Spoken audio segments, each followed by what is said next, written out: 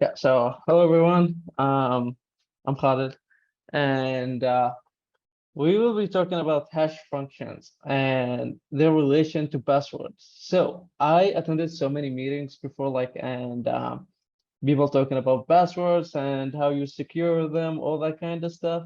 But it's getting boring, like they basically telling you the same thing over and over, telling you like yeah, you should add like capital letters, numbers, special characters, all this kind of stuff. But I mean, yeah, we all know that, but most of us don't do it because, well, who will remember multiple passwords with like random stuff, right? So in this presentation, my plan is to show you like the other side of things, how people actually crack those passwords. And to do that, we need to understand hash functions first and how they are working.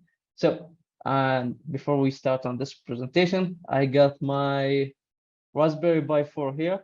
And what we're gonna do, it should be a little fun thing. So what I'm gonna do is I'm gonna create 3 new users. It's basically add user. I'll call it user1 and give it a password. So for user1, I will give it just password, like the word password.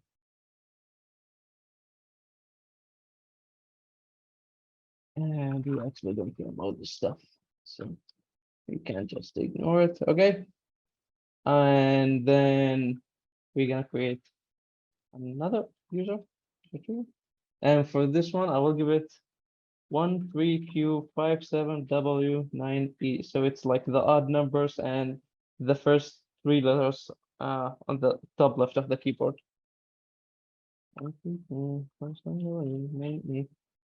You don't care about this stuff. You don't care about this stuff. Then we're gonna create a third user. This time password is truck1. Truck1. Don't care about this stuff. Okay, so I want to also show you there's a folder called shadow on. So yeah. So what we're gonna talk about is basically this thing right here. So you can see I have like my Kali, like the original user, and then user 1, 2, and 3. So what we're gonna talk about is this thing. Basically, this is what like this what we call the hash password, and this is not only the hash password, it has other stuff. But yeah, and okay, let's start doing this as so I'm gonna use something called Unshadow. It's a tool by John the Ripper. It's not Jack the Ripper, it's John. John is our friend. And I'm gonna give it EDC password and EDC shadow. So oh yeah, let's start this to maybe hash the password the PB. Okay, so we now got those hashes like, and this part is basically what is it doing is like I mean the unshadow thing. It's basically like telling like plugging 2 files like together, like smash them together. So for like user 1 is give it like the hash, it like it's hashed password, and then its home directory or like and other data. It should usually like the name, other stuff. We don't care about that things. And I'm using this so we can use John. And for John, I'm gonna give it hash that password. I mean this file that we just created, then format equal yeah, so no, server formatting. It should be crypt or crypt. Let me double check real quick. Crypt without the T. No, sorry. No. Let me double this real quick from here. There will this. Plug it in here. And it should be hash dash. Okay, so now it's working. Yeah, we gonna come back to this. We will give it like some time to work, but yeah, getting started on the presentation. Okay, so and if anyone have any questions about anything, I can see like if you raise your hand. So just unmute and ask me about anything. And I probably have a story about everything I'm gonna talk about here. So if you want a story about anything, just let me know. So in this presentation, we're gonna talk about four main things. First of all, we're gonna talk about the definition of hash functions, then their uses, some examples, and how they are usually work, and my favorite part, attacks. So starting by the definition, and I'm gonna like sweep through the first three bars so we can focus more on the attack side. Yeah, so talking about hashes. And this is not like a formal definition. This is my definition. Hashing is basically the process of converting any size message, we call it usually a message or text or basically anything, into a fixed length value. And I want to emphasize on two main things. Change any size message. It could be as small as 1 byte or even, I think it's also possible to have 1 bit be hashed. Or it could be like 100 and 1,000 of words. That's also fine. Into a fixed length. Always like the result of a hash function will be a fixed length, what's it called, hash value. I see. Okay. Yeah. So the process is kind of simple. And this is usually for terminology here. We usually call like the original text as a message. We call it message, even though it's sometimes file, sometimes just a text. But yeah, we call it usually a message. This message is plugged to a hash function. There are many hash functions. Some of them are secure, others are not. Then the result of that hash function is a hash value, and this hash value is a fixed length. And this is really important, and we're gonna see why. Yeah, going to the next slide. Yeah. Okay, so the security aspect of hash functions. So in security world, there are so many different frameworks, and this is called the CIA. It's not like the CIA, like the agency. It refers to confidentiality, availability, and integrity. And this is one of the oldest one, but it doesn't cover everything in cybersecurity, but I like it because it has the integrity thing. So let's explain those real quick. So confidentiality, I think most of us know this, is like every company or like organization is required to keep their customers' data confidential as much as possible. So like this includes like national IDs, birth date, first name, last name, password, and so on. The availability part of thing is having this service available to the customer, like having your website available to be used. It's like the website is not down. Then the integrity part of thing is ensuring that while the data are transmitting from one end to the other to the other end, it is safe. It's not changed by anyone. And I see how some. Okay, let me check. Okay, can you hear me? Because I think my internet is not that good. There is some video lag, but we can hear you. I can hear you. Yeah, it's not super smooth, but it's totally fine. Okay, okay. Okay, let's continue. And if I'm lagging too much, just let me know. I can probably restart my network. Or maybe you can pause your video when you're sharing your slides. This can help. You can turn off your webcam. Okay, let me try that. Okay, that's better. I think so. Yeah, thank you. Okay, yeah. So, talking about the security aspect, I usually like to think about this in the banking industry. So think about confidentiality as like whenever you are logging into the to your bank account, that is usually more concerned of the confidentiality because you are like providing some like confidential data to the bank itself. So in this case, we're talking about password. Then the availability part of thing is having like you know the mobile banking or like the web banking available. That's availability. The integrated part, I think, is kind of like it's hard to explain this thing, but like think about whenever you are transferring money from like to your friend or someone, you are usually like, let's say you are transferring 10 reals.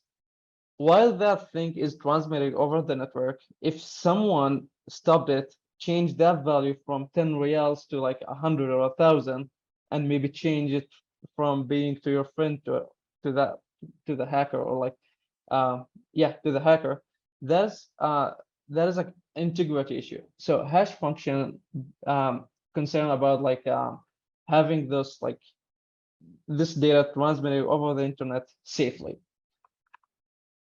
Okay, I mean, we have to. I regretted putting two users here, but like I didn't want to put a list of them. So hash function is actually really common thing. Um, uh, I try to keep it simple here. So the first thing we use hash function for is keeping things hidden.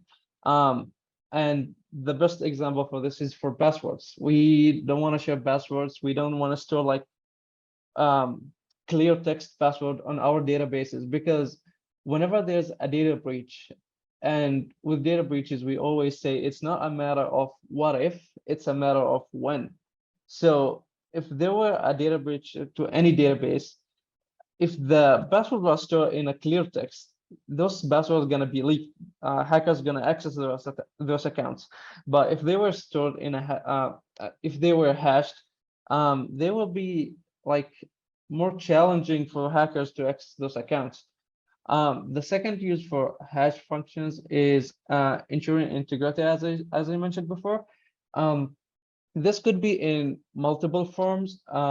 As I said, like usually like when transmitting data or files. Also, I remember whenever like I download Kali Linux or like most of the Linux versions from their website, they're gonna provide you the hash on the website, and then whenever you download the file, you can hash it, which takes usually, yeah. Khalid? Mhm. Sorry, you cut that for like a good, like almost 10 seconds. Wow. Did you hear me talking about like passwords? You started off, but then it cut. So you were talking about just how not to use just plain text passwords because of Yeah, okay. companies. But then it cut off. Okay. Yeah. I can go over that again. So, yeah. Why don't we like use it? Store password in a clear text, because databases get breached, and we usually say it's not a matter of what if, it's a matter of when it's gonna happen. So, if the password were stored in a clear text, then when this data breach happened, usually like hackers can access those like the customer accounts easily. But if they were hashed, this like another challenge for the hackers to access those accounts. So it makes it more difficult for them. Yeah. So and the second thing is ensuring integrity. As I mentioned before, is like the integrity of data while they are transmitting in the internet. This could take multiple forms.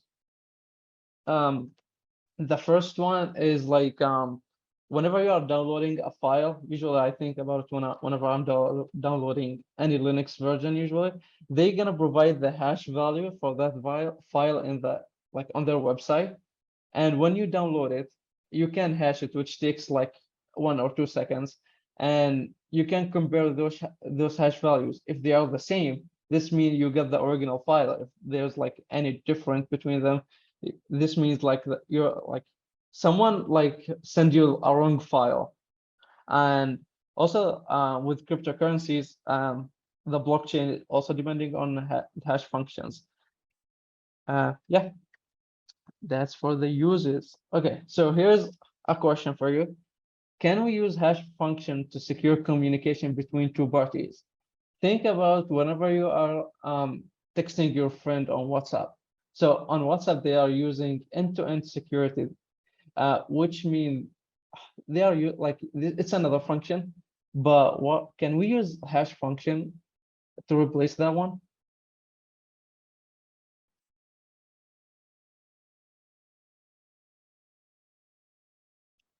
Maybe not, because it might take more like power or like processing power. I don't know. Not exactly, but that's a good try. Okay. Uh, Actually, hash functions are one of the fastest ones, but we can't use this one because it is a one-way function. This means that once a text gets hashed, you cannot go back to the original text. There's no way to go back. But like most of the security functions are one-way function, but like the one that used for communication usually has something called a trapdoor.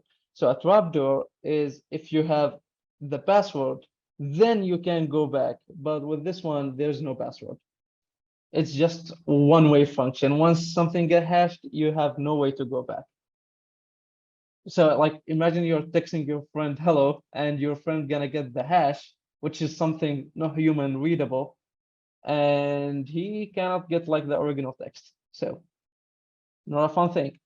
So talking about some hash functions. So yeah, about speed, talking about speed here. So we have two insecure functions, but like those not the only insecure functions. There are so many of them, but those were really common ones. And believe it or not, the MD5 hash function failed because it was too fast. And SHA-1, it failed because like there were some vulnerability on the hash itself. But those are some of the secure ones, SHA-2 and SHA-3. And the important note here is do not use your own function.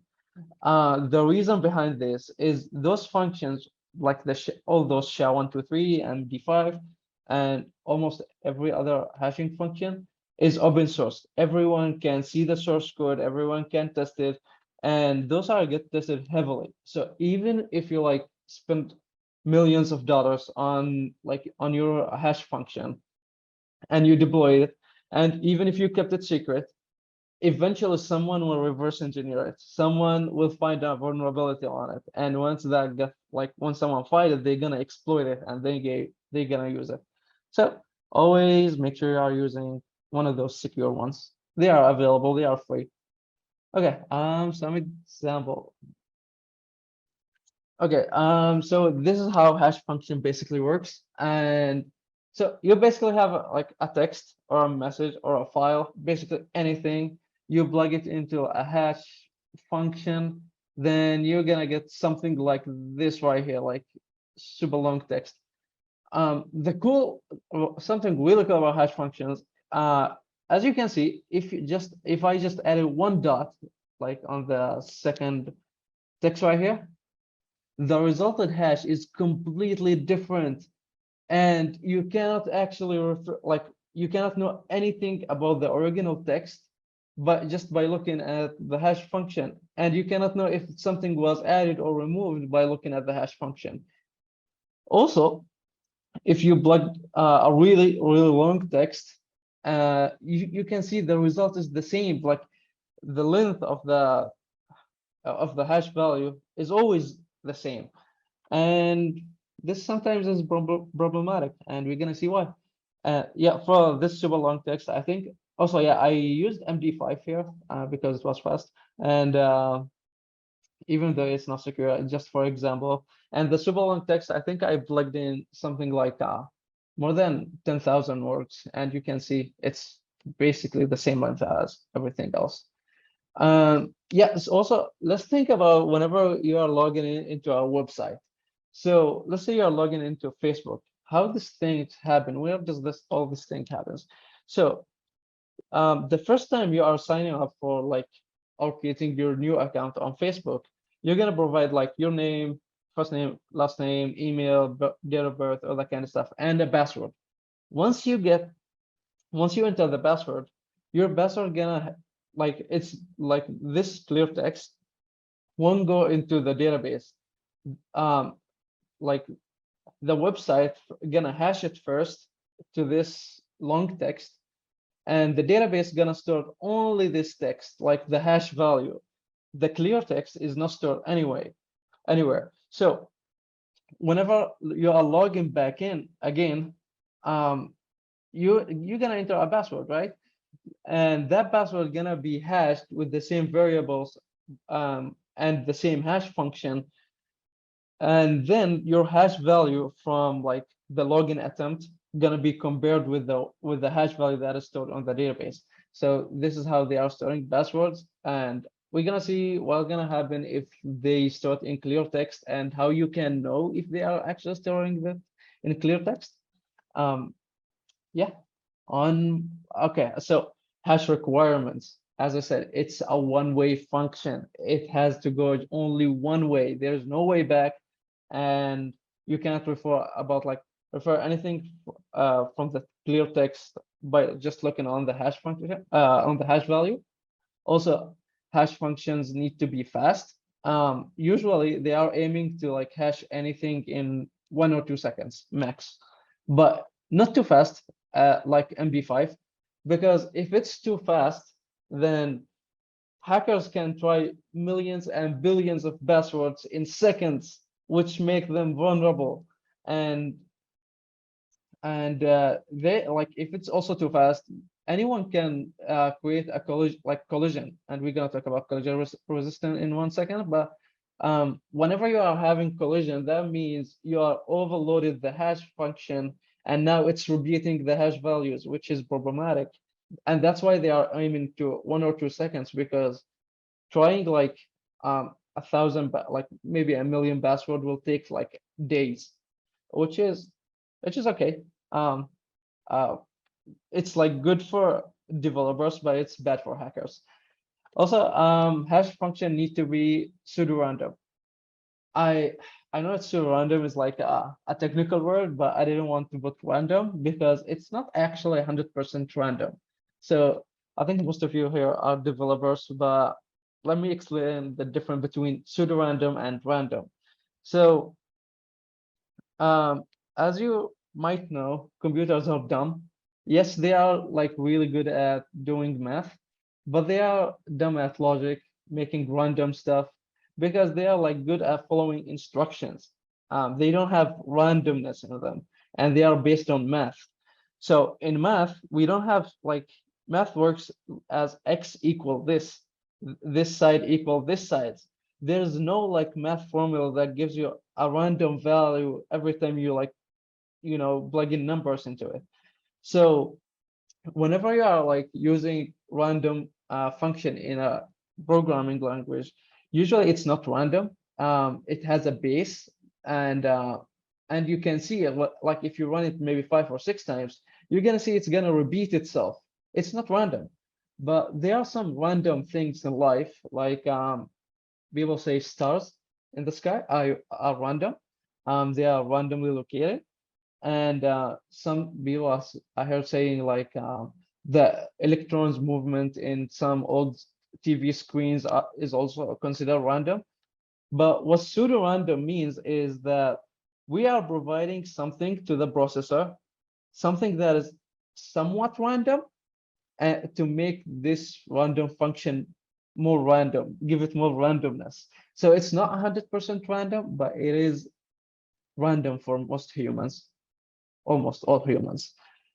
This random value that we usually give it is usually like the electricity going through the processor at given moment or something like this. But yeah, hash function need to be somewhat random. I mean, pseudo-random. Yeah.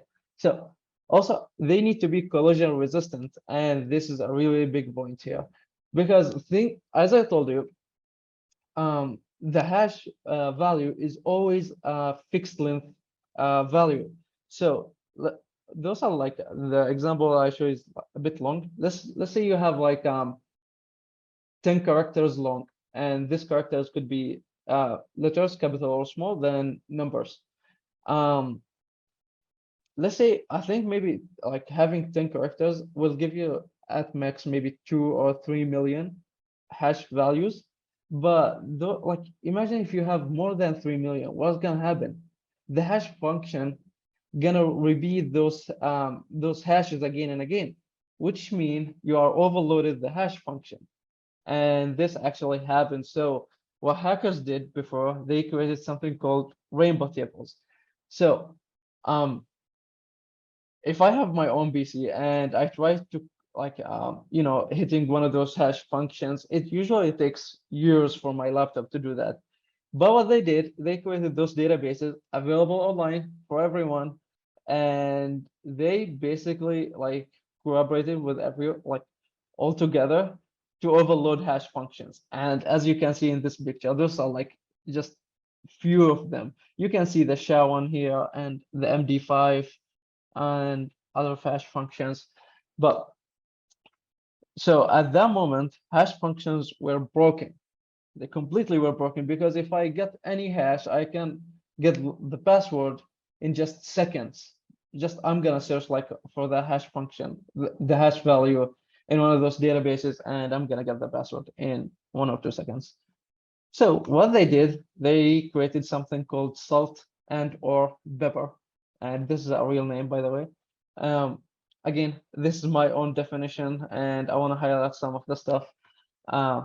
So it is a unique random string that is added to the start or the end of a hash value, and it is publicly shared. It is used to add more randomness to the hash value.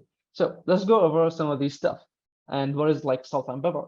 So first of all, it's a unique string, a unique random string, and it's usually placed at the beginning or the end of the hash value, as like I showed you at the beginning of this presentation when I was like on the terminal. If it's at the beginning, it's gonna be called salt, and if it's at the end, it is pepper, and they're basically the same thing. The difference between them is just like where it is, and yeah, that's like there's no performance like differences or anything else. They are the same, just like the place. And it is publicly shared. So in this case, this string is not considered to be a secret. In cryptography, the only secret we have is the password or the hash value in this case. But like the hash function that is used to hash the password, the salt or pepper, and there's usually some variables or anything else, is not a secret, because this thing, like whenever you are logging in back to your like Facebook account or anything, to like match your original hash, you're gonna need to have those variable and to check them and make sure they are the same. And it is used to add more randomness to the hash value.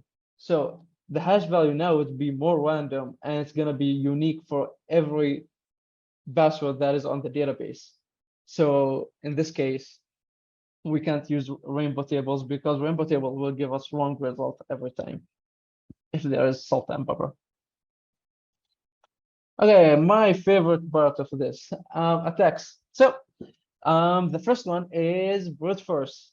Think about brute force as, think of your password as a wall, and my PC or my processor is someone with a sledgehammer and trying to hit that wall until it breaks. So if you have a common password or like a password that has like we have like some patterns, we know them, and if it's like has one of those things, usually it is easier to crack. Talking about patterns, okay, let's admit it right here. How many, like whenever we are like creating a password and we are asked to like have like capital letters, numbers, special character, and it is like 8 characters long, we usually, and I'm talking about most humans, by looking for millions of passwords, usually the capital letters is at the beginning, letters at the end, the special character is the last character, and the password usually has like the person's first name, like or like letters for like their first letter from their first name, their pet name, and year of birth. It has to, usually this is like the structure of password for most people. So by me knowing this, I can plug to this function, and I thought, oh, this person probably like gonna use this pattern right here, and this is his first name, last name, and it's gonna create millions of passwords. Try those passwords. Also, another thing those functions usually do is like we have a really interesting Git repository. It's called secret list. This list has every password was leaked from almost every data breach.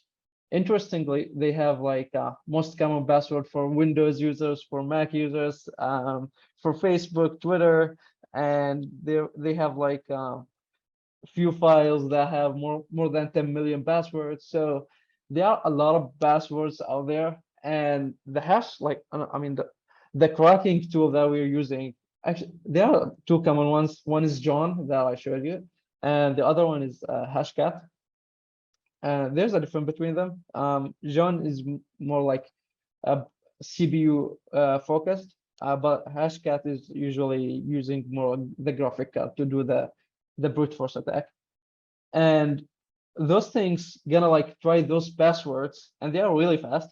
Then whenever they are finished, they gonna like try to plug two passwords together and try them, maybe add some special characters. They are kind of complicated, but like they are really effective. And this is the most common way to crack passwords. Okay.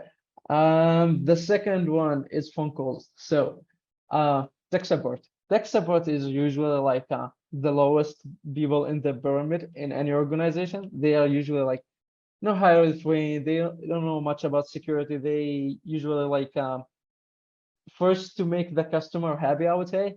So you can actually find a vulnerable system just by calling tech support. They usually, I'll tell you what they usually ask for. They usually ask for first name, last name, national ID, and date of birth. They consider date of birth is as a secret, but it's not, because how many of us like sharing their date of birth on social media? Almost every one of us. Even if you don't share your social like date of birth on social media, most people are glad to share it with you if you ask them. So it is super easy to get.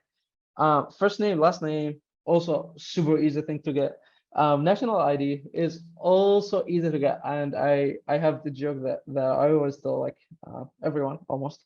If you want to hack anyone, you can just look for job opportunities and people who were like the candidates for the job opportunities, and because here we like they share their first name, second and third, and last name, and their national ID on the news.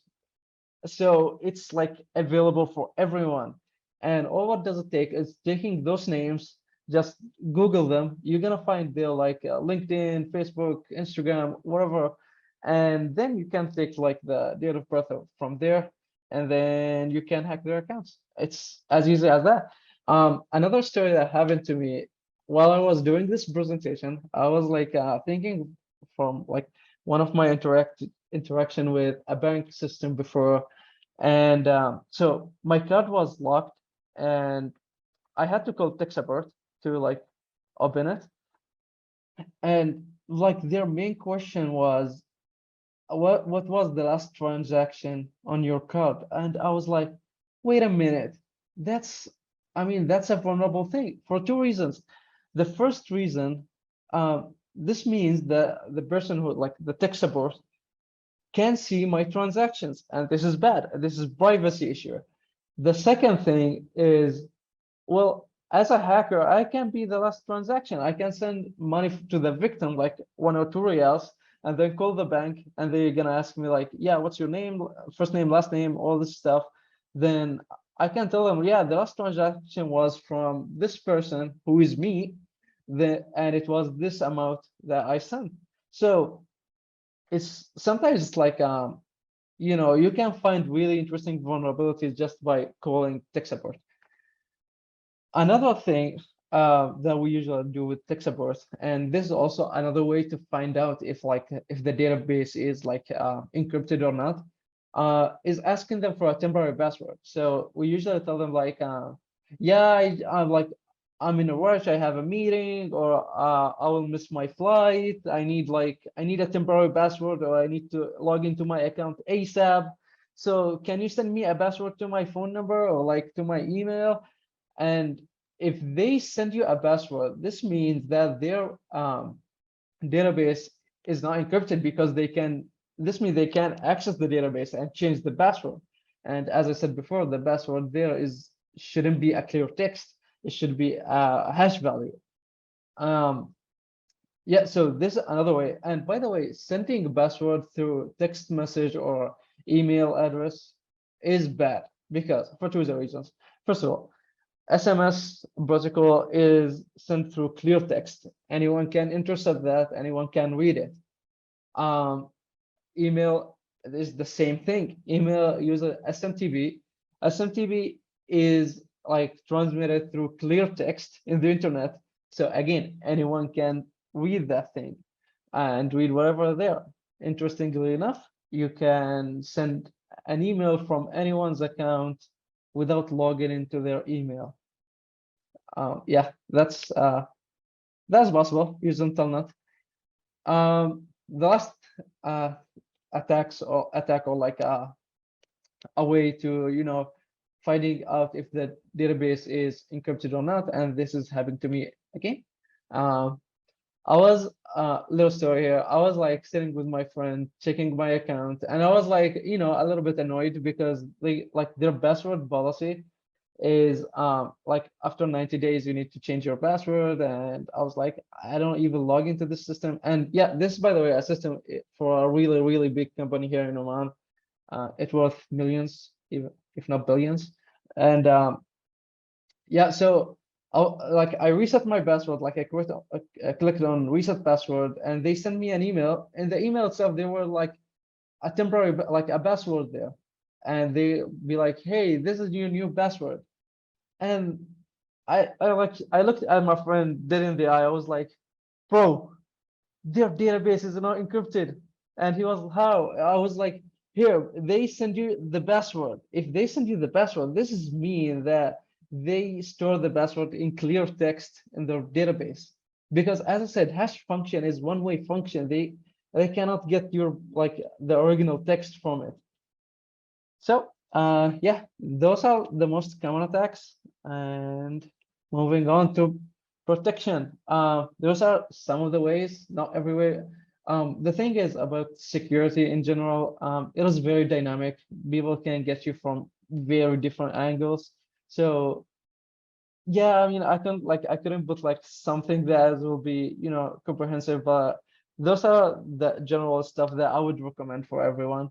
The first thing, you use strong passwords, and yes, use strong password for different websites, and make sure they are different, they are strong, having capital letters, numbers, special characters, because having a unique password is, as I said, if it's not like on one of those big data breaches, and if it's not like on that security list thing that has more than 10 million passwords, you are safer than someone who is like using like very weak passwords. In case of a data breach or something, hackers will have hard time cracking your password, which is good for you, bad for them.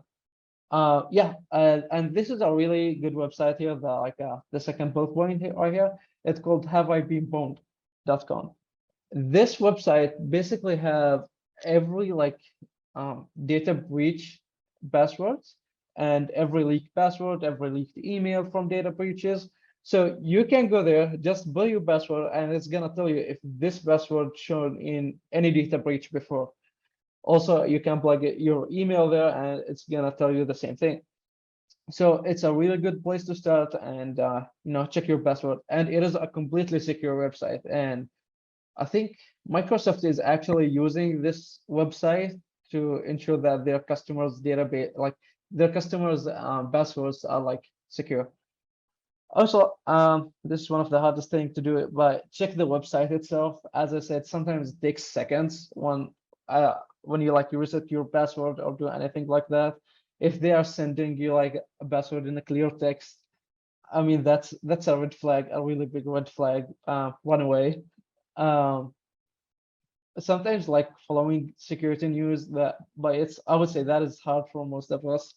But like having this routine of like checking the website is also always a good practice. And finally, we have this quote that say, if you don't pay for the product, you are the product.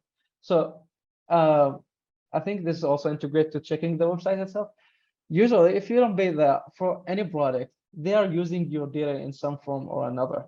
So I don't say you should pay for everything, but be careful. And this is the end of my presentation. Those are some of my favorite memes for, in security. And for the last bullet point, actually read this meme on the all the way right. It's actually super smart thing, and it is from XKCD, my favorite meme place. Thank you so much for listening. And I'm actually expecting two really good questions, and I have really good answers for them. I won't tell you the questions, but yeah. Any questions?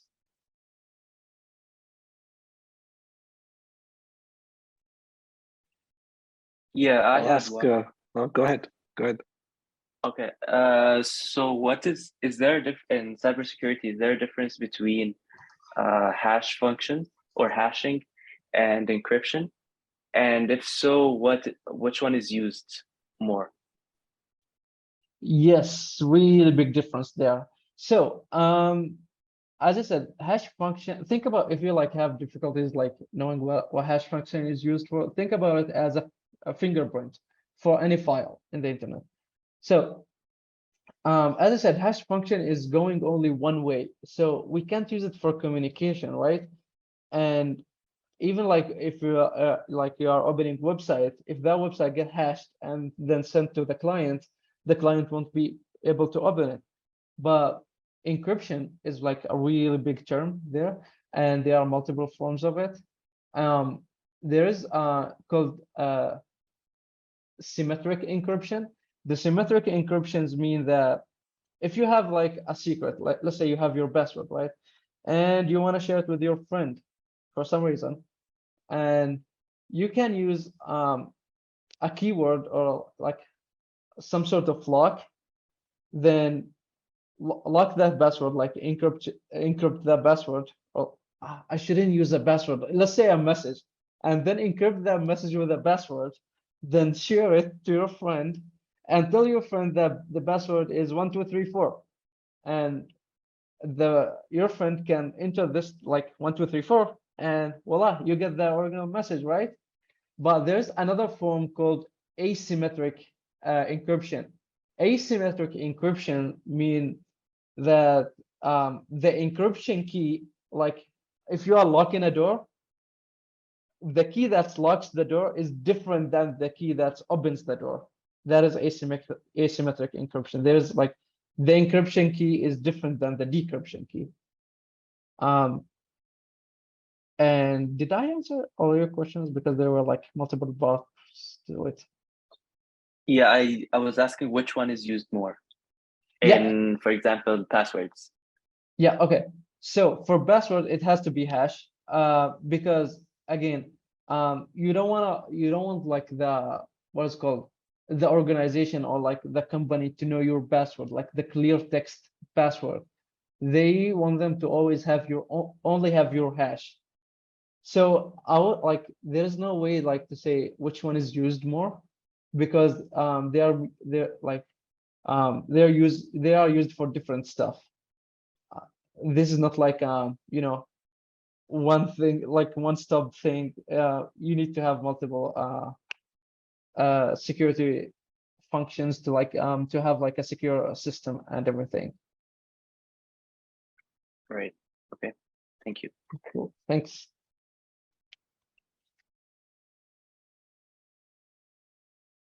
Any other questions? Someone was talking before.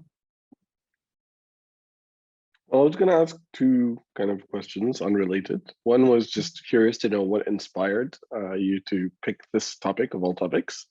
And the other question is a little more practical, which is, you know, what are the implications of this in the context of PhazeRo? Okay, yeah. As from a developer perspective. Yep. I got this. Why did I choose this topic? Because I think hash is, I think my relation with hash is like it's very old, and because you know I'm a cybersecurity guy, and I like looking at passwords, to be honest. I always try to experiment with them. And yeah, as I mentioned at the beginning of my presentation, I think the main inspiration is that I attended so many meetings and people telling me to to use a strong password, but I never understood why I should use a strong password until I learned about hash, learn about all this stuff. And also, I like hacking and, finding out that a website or a service is vulnerable just because you requested a reset password is actually a really big thing. That, I mean, that goes sometimes if you wanted to exploit that and use it for bad reasons, you can get millions, if not billions of dollars for doing that. And it's really simple thing. Yeah, so this is why I also think people need to understand how hash is working to know how they should secure their passwords. And yeah, basically it's for protection, I think. In the context of PhazeRo, why we should use this? Okay, so now because I'm currently working on a CV ranking tool, and I was talking to Asil before, and he was telling me, yeah, we gonna need to hash this password before you put it on the database and all that kind of stuff. I was like, yes, you're right, but at the same time, it's a project for interns, and I don't think it's a requirement for us to hash the function, even though I would love to do that, because well, I like hash.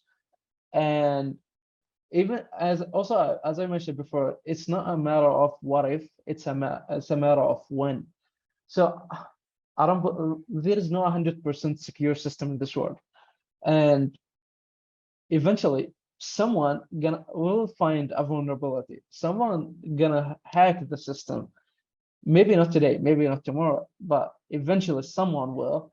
So having this good practice of hashing passwords and keeping the system secure as much as possible will save not only for PhazeRo, but everyone a lot of time, headache, and money eventually.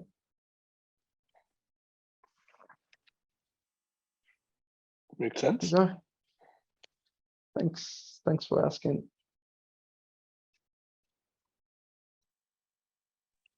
Yeah, sorry, two more questions. Yeah, sure. The first one is, you said that regardless of how much money you spend on developing your own hashing, someone is going to reverse engineer it, right? Yep. Okay, so what stops those people from reverse engineering an open source hashing? They actually don't need to spend time reverse engineering because they already have the source code. It's already out there. The source code for these hash functions is out there. But as I said, they kind of built in a way that even though you know the source code, that doesn't mean you can't get a hash value, then plug it back into this function or find a way to reverse it back. There's those functions are built in a way that is just it's always going one way, it's going one direction. And another thing is why they choose to make it open source. There's there were some security functions before in the past, they were kept secret, and eventually all of them were reverse engineered or people find a vulnerability on them and exploit it. But because this one is open source, everyone can look at it. Usually security experts will good people are will take over the bad people, and they usually the one who gonna find vulnerabilities and fix them, which made those things more secure. This the theory behind it. Right. Okay, well, I was gonna ask us another question, but this already answered it. Cool. Okay, I can show you our little experiment. Why, if you want to think about questions. So, oh, we have some. So I showed you that we created some users. We give them weak passwords, and look at this. We got them. We got 2 so far, and I'm not sure how long it's been, maybe an hour. And this is using a Raspberry Pi, very low processing power, but you can see weak passwords get cracked. Actually, I did this experiment before. I let it work for, I think, a week. And well, I get some really strong password out.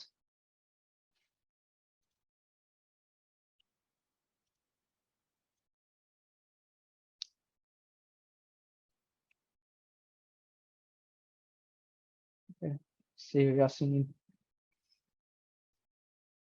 Okay, does anyone have any other questions? Okay, let me give you my questions.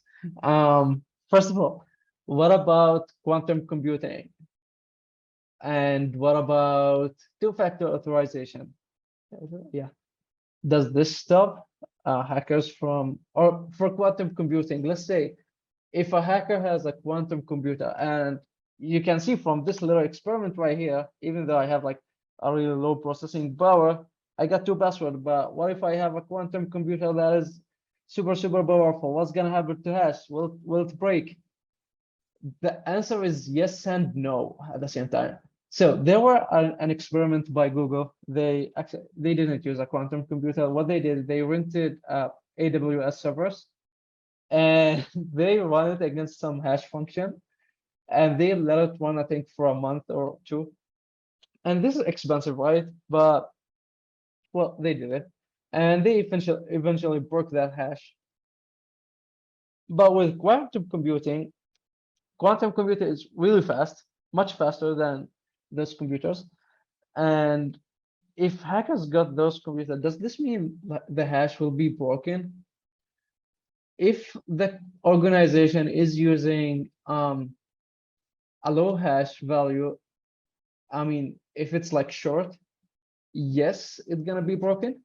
But there were some research saying that if they used like probably like double the size what they are using now, their hash values will be secure against quantum computing.